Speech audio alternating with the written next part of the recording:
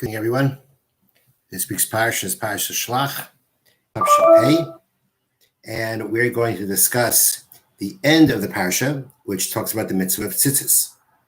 And the mitzvah, the portion of tzitzis is one of the three portions of the Shema, and that portion is found at the end of this week's Parsha.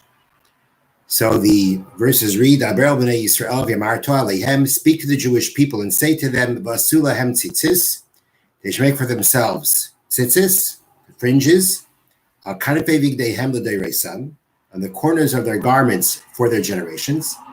V'nasnu al tzitzis hakanop sil tchelas, they shall put on the tzitzis of the corner a blue string. There are 8 strings for each tzitzis, each one of the tzitzis. And one of them is supposed to be dyed with a special blue dye called tchelis. And it shall be for you as tzitzis, you shall see it. You shall remember all the commandments of God, and perform them. You shall not stray after your heart and after your eyes, that you stray after them. Very clearly, the Torah tells us the point of the mitzvah of tzitzis is to remind us to perform the commandments of God, and not to stray after our hearts and after our eyes. That you shall remember to do all my mitzvahs, and you shall be holy to your God. So let's focus on these words. Do not stray after your heart and after your eyes. Rashi comments that the word sasuru is related to the word to spy. And on that Rashi comments, and this is based on the Medrash, the eyes and the heart and the eyes are the spies, so to speak, for the body. They become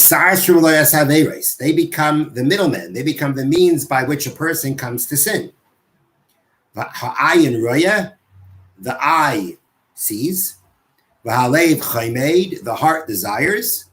And then the body completes the process by doing the sin. So the Torah tells us, do not stray. Don't follow those spies, those parts of one's persona. Those parts of a person that become like spies to spy out possibilities for sin. And then once the eye sees, the heart covets, and then the body performs. Therefore, we're told, don't stray after your heart and after your heart and after your eyes. Now the question is asked that if you look at the way Rashi tells us the order of things, Rashi says, ha'ayin roya, the eye sees, v'halev chaymed, the heart desires, and then the body commits to sin. So the starting point are the eyes. There has to be some kind of starting point by which a person connects with some source of sin, at least at one point in time, and then based on the person's coming into contact with that thing, then the heart has a desire for it. So the order is the eyes and then the heart. But in the Torah, the order is different. The Torah says, the Torah says, don't stray after your hearts and after your eyes. It's out of order. It should be the eyes first. Don't stray after your eyes and then after your hearts. So I like to suggest that according to the way Rashi sets it up, which sensibly that's the way it is set up, it starts with the eyes and then continues with the heart. That actually the pasuk means to say, do not stray after your hearts that go after your eyes. Meaning the Torah is telling us that the final point before doing the sin is the heart, is the desire. So the Torah says, hold back the desire, which came about after the eye has seen. So the way to read the pasuk is, the pasuk, of course, is agreeing that the order of things starts with the eyes and follows the heart, but the Torah spoke about the heart first because it's basically going from, so to speak, the step right before sin and back. The step right before sin is the heart. That's the point where that's your last point of control. Don't go after your hearts which are after your eyes. That perhaps could answer the question. But there are other answers given to this question as to why the Torah puts the heart before the eyes. And again, the question is, things start with the eyes. And the answer is that the Torah is trying to allude to the following concept. And that is that very often what we see is really influenced by our heart. Our desires taint our vision. You could have two people looking at the same thing, and one sees one thing and one sees the other. Because depending on where they are, where their desires are, where their passions are, that can make all the difference in the world as to whether they think something wrong or something that doesn't mean anything to them. So the Torah is alluding to the idea that, of course, things typically are going to work with the eyes and then the heart desires. But the Torah is trying to bring out the idea that sometimes, or very often, it's the heart that's first. Of course, at some point it started with the eyes, but or maybe not. But they're very typically you have the eyes and you have the heart. But very often, the heart and the desires of the heart are going to determine, influence, taint what we see. And it's because of that we'll see something wrong, which will then again build up the passion within the heart that will then bring the body to sin. The Torah is alluding to the idea that there are times that what we see is really based on our heart. It starts with the heart. It starts with the heart's desires. It's the heart desires taint our vision, influence how we see things, and then based on that, it will then now build up the passion of the heart, which can, God forbid, bring to sin. This same idea is brought out in a very similar way, again on these words of the Parsha, but brought out in a little bit of a different way in the Gemara in Brachas. So the Torah says, don't stray after your heart and after your eyes. So Rashi said, things start with the eyes and then goes to the heart. The Gemara actually says that each one, acharei levavchem, after your heart and after your eyes, is actually not talking about the progression of things, the order of things, but rather it's talking about two separate things. Straying after your heart is referring to one type of sin. Straying after your eyes and after your eyes is referring to another type of sin. The Torah is saying, don't stray after your heart, which is going to be referring to one type of sin, and don't stray after your eyes, which is another type of sin. So when it says don't stray after your heart, what is that referring to, says the Gemara? Acharei levavchem, after your hearts, zuminus. This refers to heresy. Do not stray after your heart is referring to heresy. Heresy meaning heretical thoughts, heretical beliefs. To not believe in God, not believe that the Torah comes from heaven, not to believe that God pays attention to the world. These are what we call minas, or we refer to them often as apikursis, heresy. Don't stray after your heart means don't stray after heretical thoughts, heretical beliefs. And after your eyes, zu hira avera. This is referring to sinful thoughts. This is referring to lustful thoughts. Don't stray after your eyes, meaning after your eyes see something that creates lust within you, don't stray after that. So after your hearts refers to heresy, and after your eyes refers to immorality. The question is, heresy is a corruption of our belief system. And our belief system is in our minds. So why does the Torah refer to heresy as your heart? Now, the truth is we find many places where heart and mind are interchangeable. But again, it would seem that the question should be, what is the connection between the heart and the mind? Why do we put them together? And so here the question is, why are we referring to heresy as after your heart? And it should be after your mind. So Rechon Vassar Zatzal explained that with the principle that we said, similar principle that we said before. The Torah doesn't refer, heresy is typically not some kind of philosophical question that you have in your mind, that all of a sudden from a philosophical point, you start thinking about things, and just through your thought process, you come to a point, to a decision, to a heretical decision. Typically, or possibly deep down, always, the root of heresy is desire. The root of heresy is the desire to do whatever you want to do.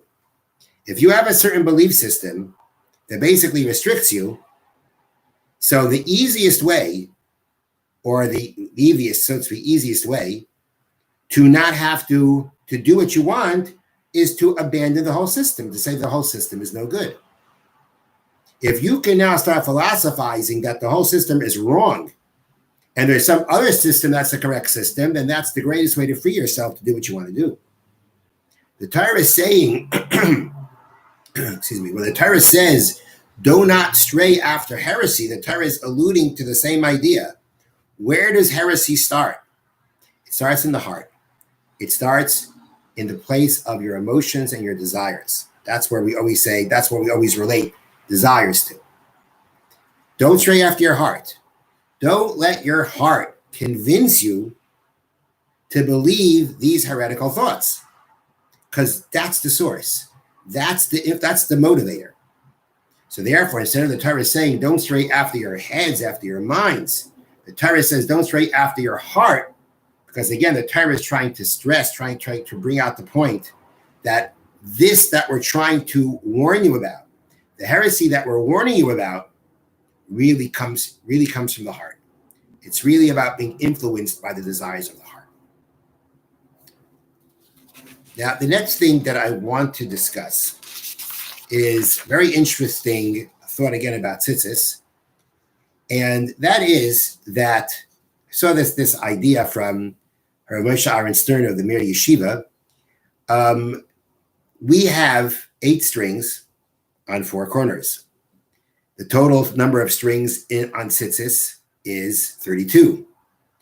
32 in its when it's written in Hebrew, when that number is written in Hebrew, it's written Lamed Beis, which is the word lave, heart. And the number 32 of these total strings on the tzitzis is alluding to heart.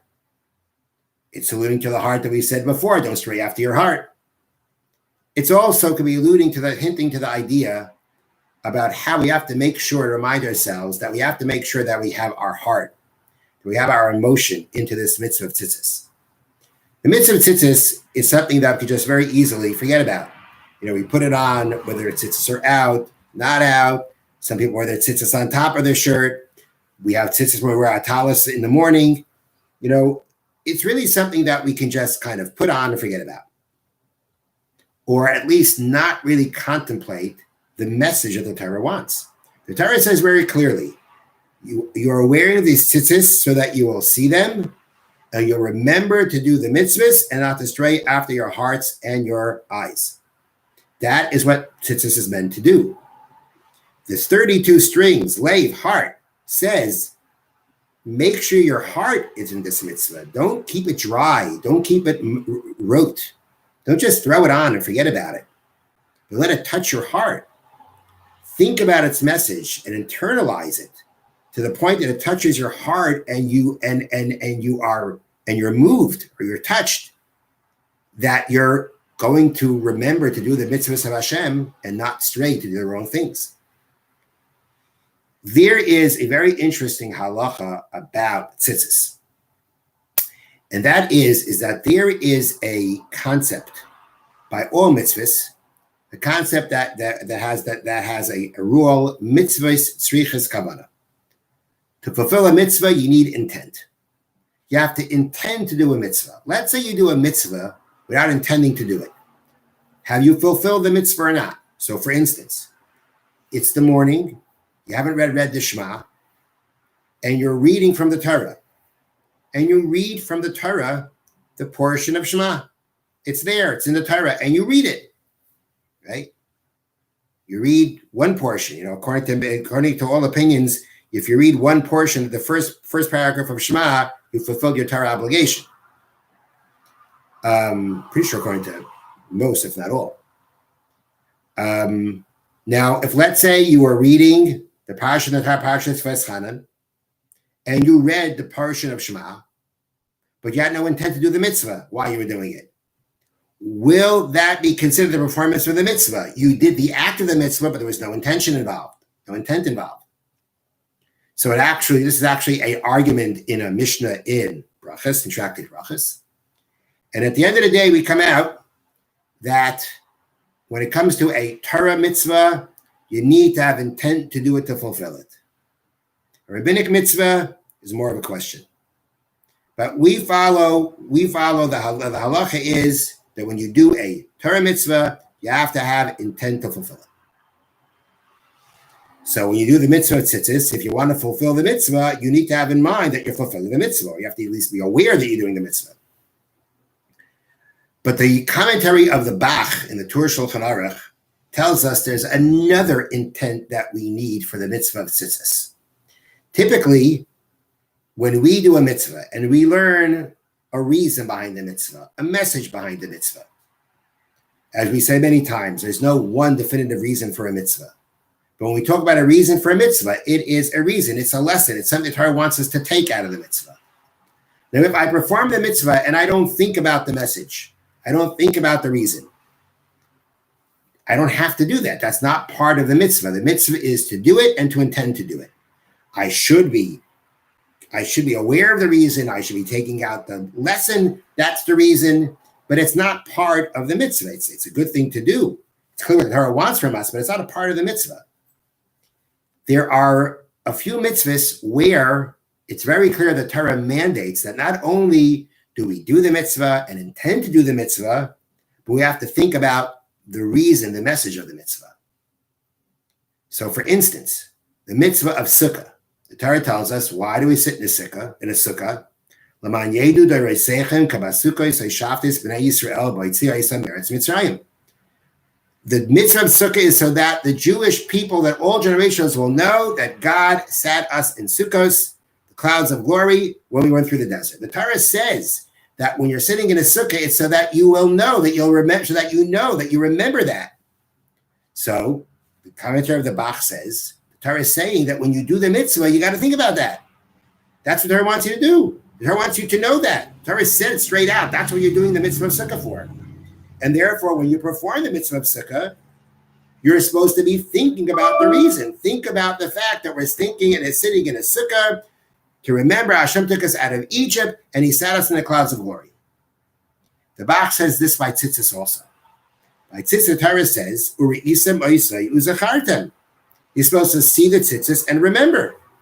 So when you do the mitzvah of tzitzis, you have to wear the tzitzis, you have to intend to perform the mitzvah of tzitzis, and you have to remember. You have to think about the fact that I'm doing this mitzvah so as to remember to do the mitzvahs and not stray after our hearts and our eyes.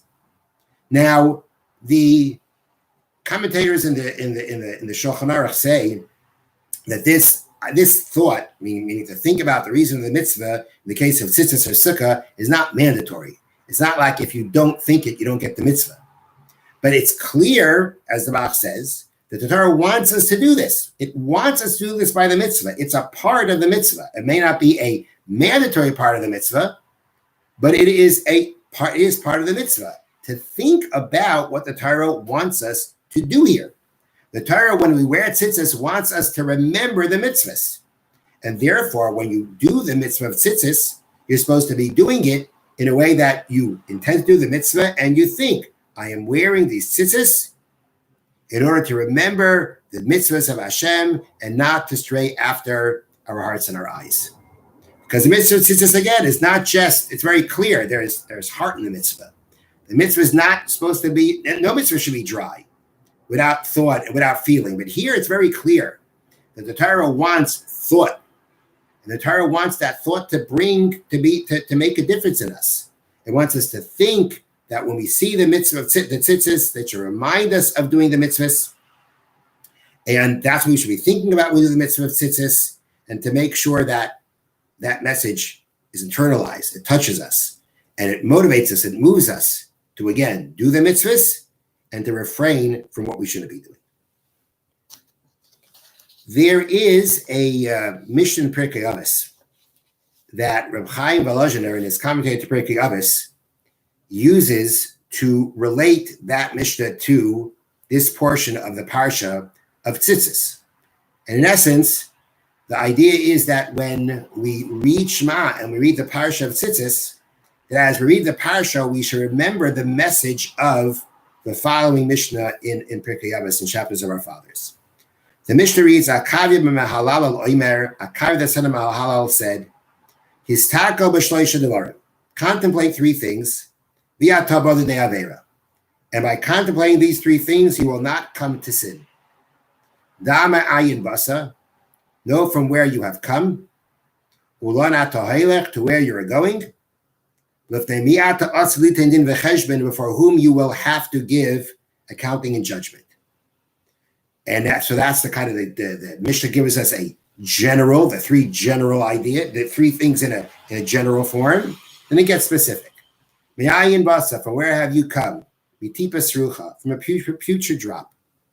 Ulana tahaylech, to where are you going? Where are you heading? L'makayim afar mimavasayleya, to a place of dirt, maggots, and worms. Before whom will you in the future give a judgment and accounting? Before the King of all kings, the Holy One, blessed be He. If you think about these three things, then these three things will keep you from sin. Now, just for to understand the Mishnah, these three things that you're thinking about are meant to battle three causes of sin, three bad traits. Those traits are arrogance, lust, and to be blind to the fact that we will have to give a reckoning for our actions. To counter arrogance, we say, look at your very humble beginning. To counter lust, look where you're heading. This is what you're spending your life doing. Life is very temporary. To run after materialism is a waste of time, in the sense of you're heading for a place where all those material pursuits don't mean anything. And your time should be invested in things that are much more important. And that's the third thing that we have to remember, that whatever we do in life, we'll have to give a reckoning for. And contemplating these three things is meant to keep us in line. Chaim Volozhiner says that these three ideas are alluded to when we read about tzitzis, which means when we read tzitzis and we wear our tzitzis, these things should come to our mind.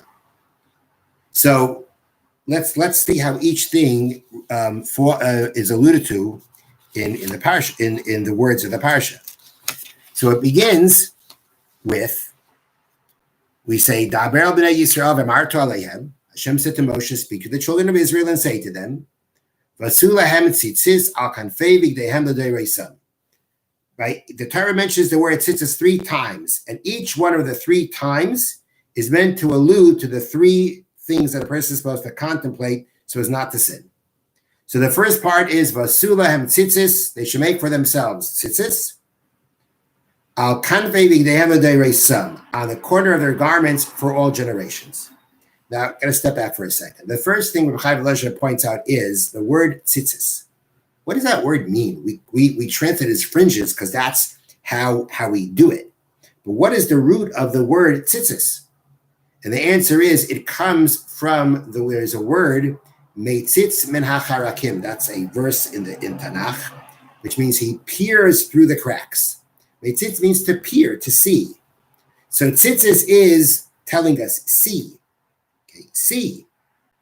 What should you be seeing? So you're going to be seeing something that's al kanfei v'gdeihem l'dei reisam, on the corner of your garments for generations. Generations alludes to children. That is the allusion to the tipas rucha, to the future drop, the humble beginnings of a person. What a person says when a person reads, says, where it sits as on the corner of your garments for all generations, that's meant to remind us. Histaka, look, contemplate. The word histaka means to look, to gaze. In this context, it means to contemplate. But look at the corner of your garments for generations. Remember generations, the generations that come and go. That is what that alludes to the first thing mentioned in the Mishnah to contemplate, the humble beginnings of the future drop.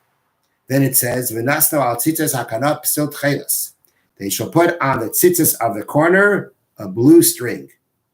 That word techelas is related to the word tachlis. Tachlis means an end. It can mean a goal. It can mean an end. It can mean an actual end. And that is what it means in this sense. When you talk about the psil techelas, the blue string is alluding to where the second thing mentioned in the Mishnah, Lanatohailech, where are you going? You're going to an end. And therefore, the pursuit of materialism is a waste of time. The third thing, we say you will have tzitzis or re'isem oisai. Now we translate that typically as, and you shall see it, the tzitzis. But the Talmud Yerushalmi Talmud points out that grammatically the word should have been osa, the feminine form for it, if you're talking about looking at the tzitzis. And therefore, by using the masculine form, the Torah is alluding to that you'll have tzitzis, and when you have tzitzis, you will see him. The word oso can mean him. Him means God. When you do the mitzvah of tzitzis, that allows you to perceive God. The way the Talmud Yerushalmi says is, you shall see him. Magid shekol makayim mitzvah tzitzis.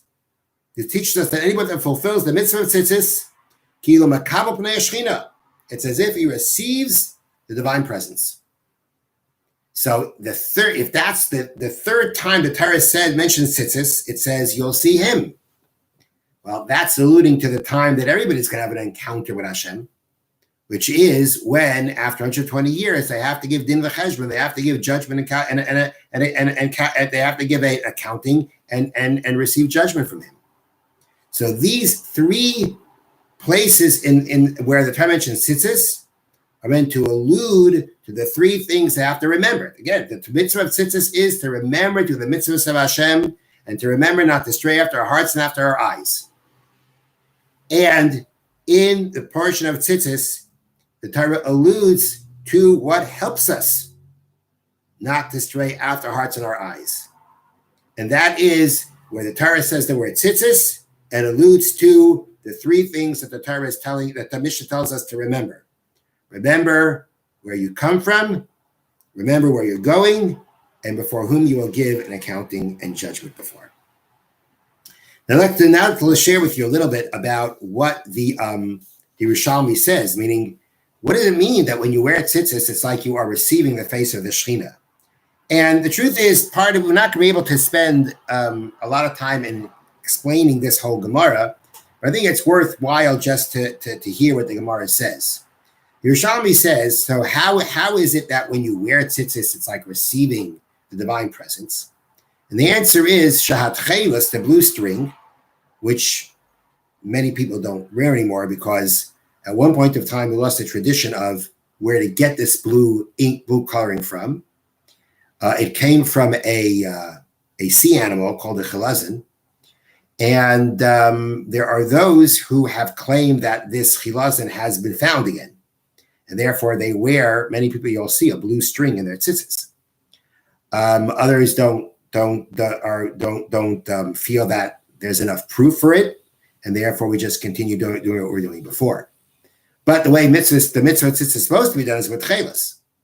And techeles, the color techeles, which is like a blue, it's an indigo color, doimelayam. It's similar to the ocean. V'hayam doimel asavim.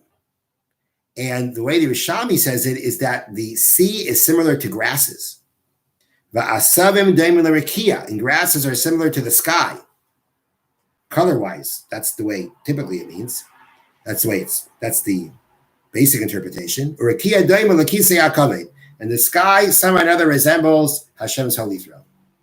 So actually, when you wear your tzitzis and you look at the blue string and you contemplate, you can actually use that blue string as a means to remember God. That's what it means to receive the Pnei Shechina. That's like receiving the face of God.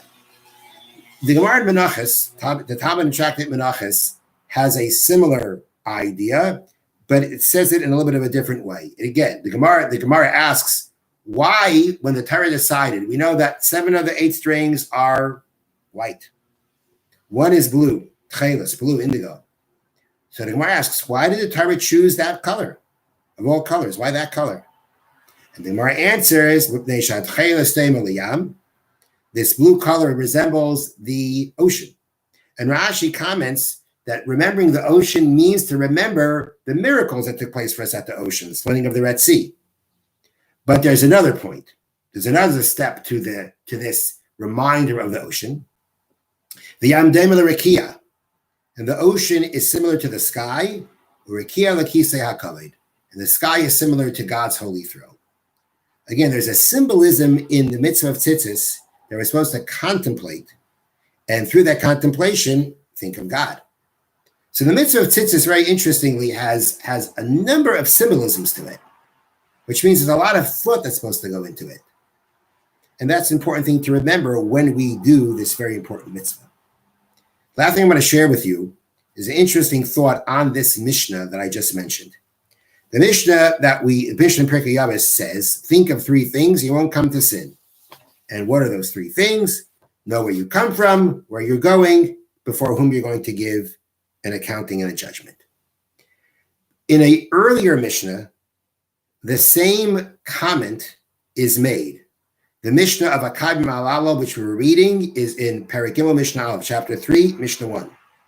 But if you go back to the beginning of chapter 2, Mishnah 1, there we also have the sage known as Rebbe, who was Rabbi Yehuda Anas, Rabbi Judah the Prince, who compiled the Mishnah. He also says, contemplate 3 things and you won't come to sin. But he talks about 3 different things. He says, number 1, where the overarching principle is, know what's above you. Ayin roya, an eye that sees, v'oizen shamas, an ear that hears, all your actions are written in a book. Everything's recorded. Nothing gets forgotten. So Rebbe talks about 3 things that really all come together as one. Know what's above you. Know that everything you do, God sees. Everything you says, God hears. And everything is recorded. Hashem never forgets anything. Of course, for the purpose of judgment. So how do we understand that Rebbe spoke about 3 things? He had his set of 3 things that are going to keep a person from sin. And Akad Mahalal had 3 other things. So I saw an explanation brought down from a commentary called Derech Avos that explains like this.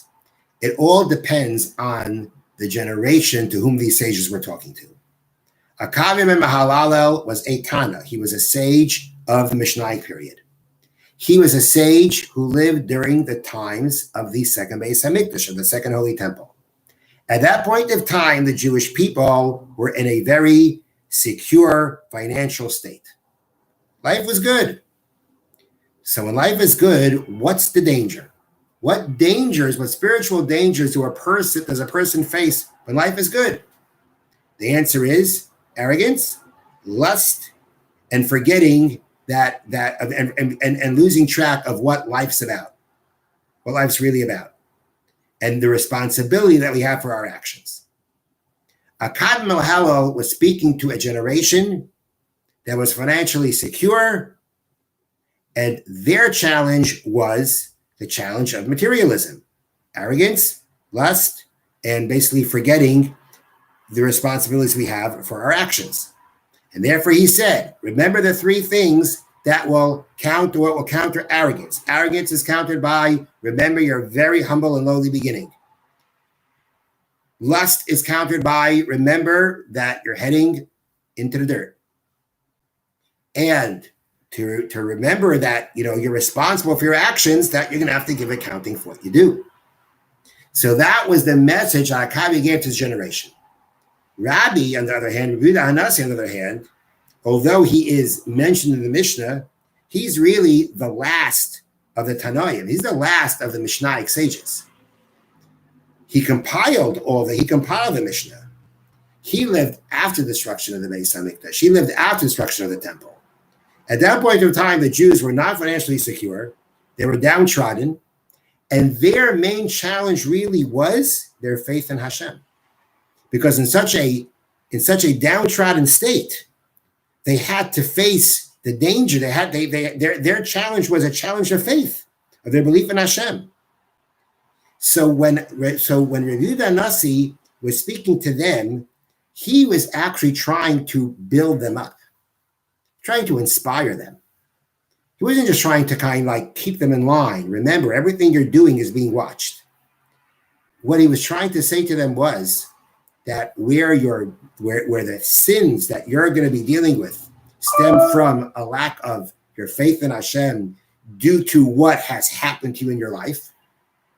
Remember, an eye sees, an ear hears, and everything you do is written down. It doesn't mean you better stay in line. It means realize that God is intimately involved in all your affairs. He watches everything that you do. He listens to everything that you do. He remembers everything that you do. You're not abandoned. You're not left alone. He's aware and watching everything that you're doing because he's involved in everything that you're doing. So although things are so difficult, don't fall into despair and don't give up hope. And because of that, abandon living with Hashem. But rather remember that after all said and done and everything that you're going through, Hashem is intimately involved in everything you're doing. He sees everything. He hears everything. He records everything. Everything about you matters. He brings you into the difficult situation. He carries you through the difficult situation, and he takes you out of the difficult situation. That was Rebbe's message to his generation. You're not abandoned. Don't think Hashem doesn't care and doesn't bother with you. No, he is aware and watching everything that you do. Thank you for listening. Have a wonderful evening. Stay safe and be well.